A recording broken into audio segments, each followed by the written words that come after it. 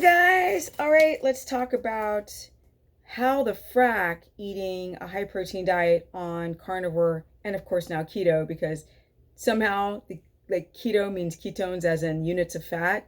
Now the keto diet is units of high protein, which makes zero sense, but I digress. Let's talk about the problems on carnivore, on both, that people are having problems with eating all this meat, and the reasons why, or what the problems are, and why is because people are eating a lot of red meat.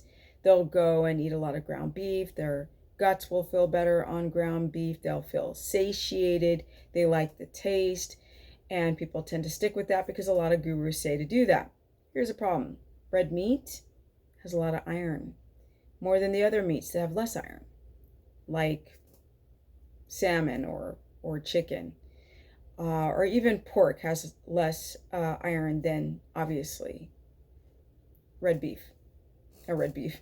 cow beef, red meat from a cow.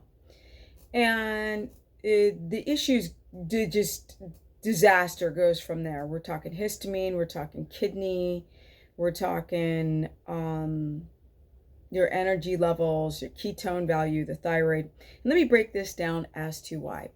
So when you're eating a lot of red meat, you're having an iron overload. An iron overload makes it difficult to either to absorb copper or to utilize that copper. And too much iron means not enough copper, not only in the meat, but in the use of it. So people are starting to have high levels of copper, which means high circulating levels of copper, but their guts aren't absorbing it, which is why you can't do a bunch of red meat.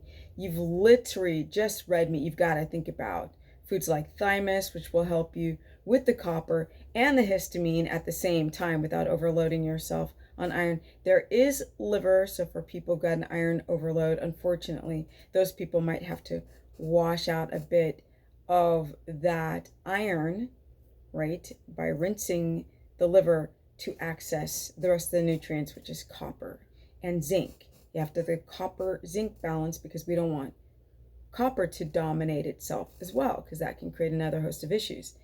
But if I just go back to this concept of why people develop problems, is because they mostly eat red meat, they like it more, and their guts feel better, especially on ground beef, because it's been ground down and they feel like they can digest it better. But when you just eat mono foods, mono means one type of food all the time, you develop other issues and imbalances, which is the reason why I've been saying for many years to rotate your meats. Now, unfortunately, a lot of other people out there who are gurus aren't telling you guys this information, because it's not like they're trying to just dupe you, but they're not thinking in that way.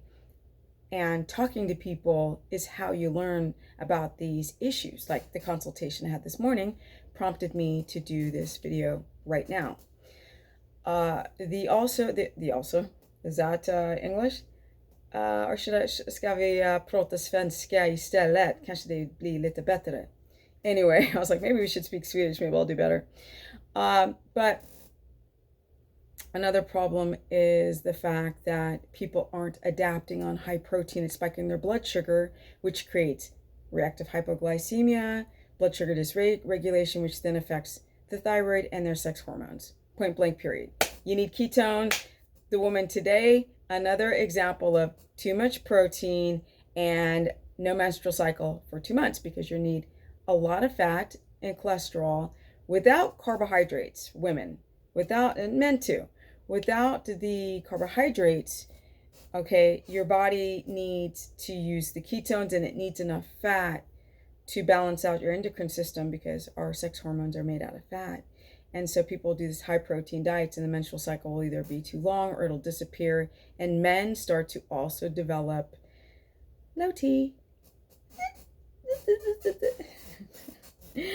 And so then the other problem is the electrolyte imbalance from eating too much red meat, because you're not getting enough sodium, potassium, magnesium balance, because you're just constantly eating a lot of red meat and not enough fat, right? Too much red meat, and then people develop chronic dehydration and electrolyte imbalance, and then the byproducts of protein get trapped in the kidneys, and then the kidneys don't filtrate as they should. And this is the reason why people are starting to see low GFR numbers. They're not minding their electrolytes, and they're pounding down too much meat. And when you're chronically dehydrated and then you're eating 2 pounds of beef, it gets trapped in the kidneys right up there.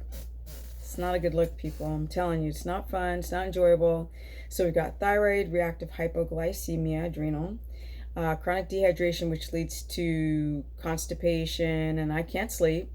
And then we've got the high iron overload, which exacerbates people's histamine intolerance because they're not able to make diamine oxidase to take down the histamines because they don't get enough copper in with a zinc balance and to balance out their iron as well. That's a problem. Too much red meat, too much iron. Then people don't know how to microdose, to experiment, to try to reintroduce back these plants, because that's a whole nother conversation. People go carnivore and then they can't eat plants again. They have a massive histamine response.